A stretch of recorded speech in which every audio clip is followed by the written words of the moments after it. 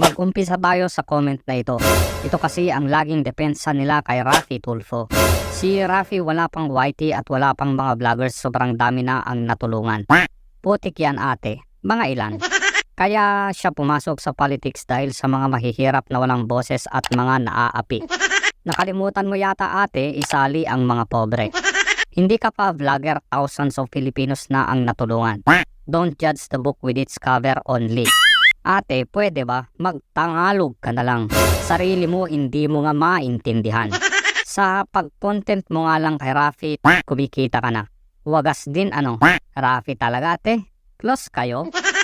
Pangkaraniwan ang makakabasa ka ng comment na ganito sa mga videos na bumabatikos kay Raffy Tulfo. Walang kalaman-laman, walang argumento. Pangkaraniwan na ba ang mga tagasunod ni Tulfo ang pagiging bobo? Sa comment na ito, ano ang ipinaglalaban dito? Wala. Zero. Nada. Pansinin mo, nahawa na din sila sa puon nila. Yung puro speculations ang lumalabas sa bunganga. Thousands of Filipinos na daw ang natulungan niya. Saan ka kumuha ng data? Meron ka bang ebidensya kung thousands na ba? Anong thousands ba yan ate? 999,999 na ba ang natulungan? Kapareho ng phone nila ang litanya.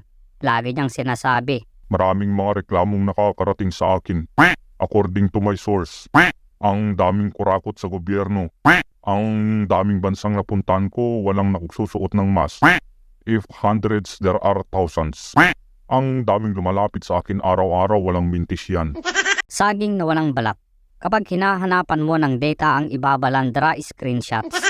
Screenshots ng mga comments sa social media na hindi mo alam kung totoo ba o gawa-gawa. Basta kasi may nakarating na reklamo sa kanya, totoo na agad yan kahit hindi pa verified yan. Paano pabor sa kanya? Yan na ba ang bread and butter niya? Yung hinaing kuno ng mga pobre, mahihirap at dukha? Sa pag-content ko pa lang daw kay Raffy, kumikita na ako. Saging na walang balat naman oo. Bawal na bang i-content si Tulfo? May batas ba na nagbabawal na i-content si Raffy?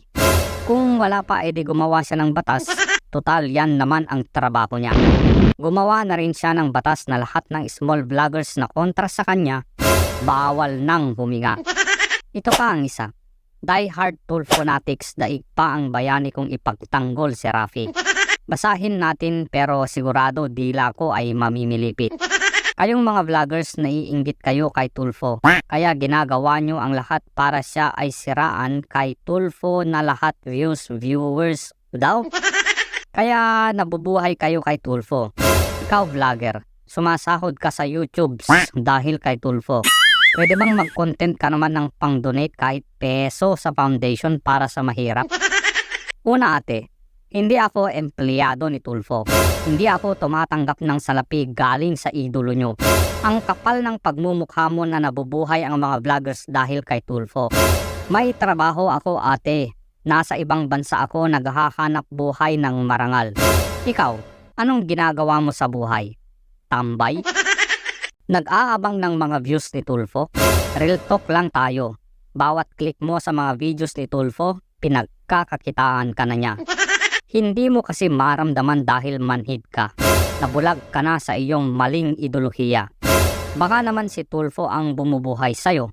Bakit ganyan na lang ang kapassionate mo sa pagdepensa sa idolo mo? Ang kapal ng pagmumukha, binubuhay daw ako ni Tulfo? Pwede ba daw mag-content ako ng pan-donate sa foundation sa mahihirap? Saging na walang balat. Una, hindi ako gumagamit ng mahihirap para kumita. Hindi ko ibinabalandra ang kwento ng buhay nila sa social media para kumita. Tsaka nagpapakahirap ako sa pagtatrabaho. Tapos yung perang pinaghihirapan ko, itatapon ko sa ibang tao. Ate, real talk po tayo. Uunahin ko pa ba ang ibang tao kesa sa pangangailangan ng pamilya ko? Isa pa to. Inuumpisahan na paninira Idol Raffy. Kasi marami siyang natutulungan at possible na presidensyable sa 2028. Paulit-ulit na lang ako sa pagpapaliwanag nito. Kailan pa ba naging paninira ang totoo? Ang paninira yung imbento. Yung magbabalibag ka ng akusasyon na walang ebidensya at batayan. Meron na ba akong ibinalibag sa mga videos ko na hindi totoo?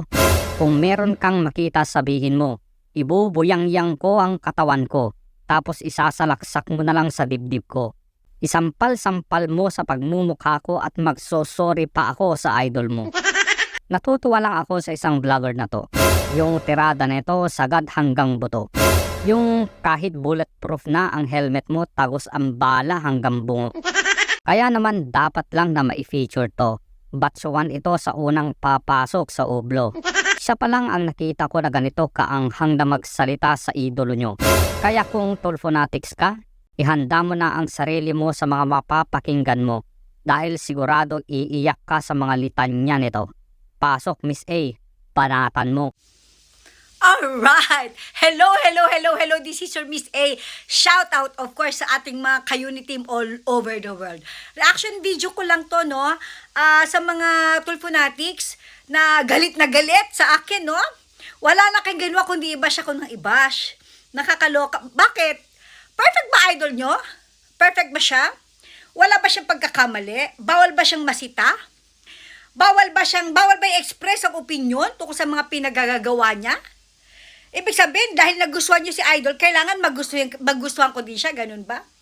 Kung tutuusin, sa totoo lang kung ibang politiko, nagdi-display ng mga Versace, ng mga bonggang mga signatures na damit, signatures na sapatos, etc. bla bla bla, malamang sinupalpal niyo yan, Day. Pati nga aso ni Rapi, naka-Gucci, saan ka pa? Tapos, ang katwiran nyo, deserve. Deserve. Pagkatapos, panayam pa siyang sa iba't ibang bansa kasamang buong pamilya. Talagang display kung display ang kabonggahan at kayamanan.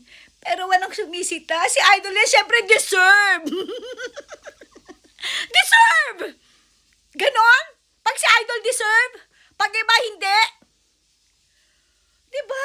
Lagi niyo ako tatanungin, lagi niyo akong sinusupalpal na, buti si idol may naitulong. Hoy, mga Tulfonatics, real talk.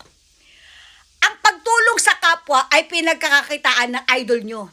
Okay? Para lang aware kayo, naka 1 billion mahigit na si idol, nakakatulong sa inyo. 1 billion mahigit na ang kinita niya. Kaya ganito na lang, okay? Para pag tinatanong nyo ko kung may naitulong na ba ako, ganito na lang. Please support me. Pagkatapos, pag kumita na rin ako ng billion katulad ni Idol, pangako, tutulungan ko kayo, okay? Hindi lang kayo, pati pamilya nyo, pati buong barangay nyo. Alright? Dahil gagawin ko na rin Idol si Idol, pagkakakitaan ko na rin ng pagtulong sa kapwa.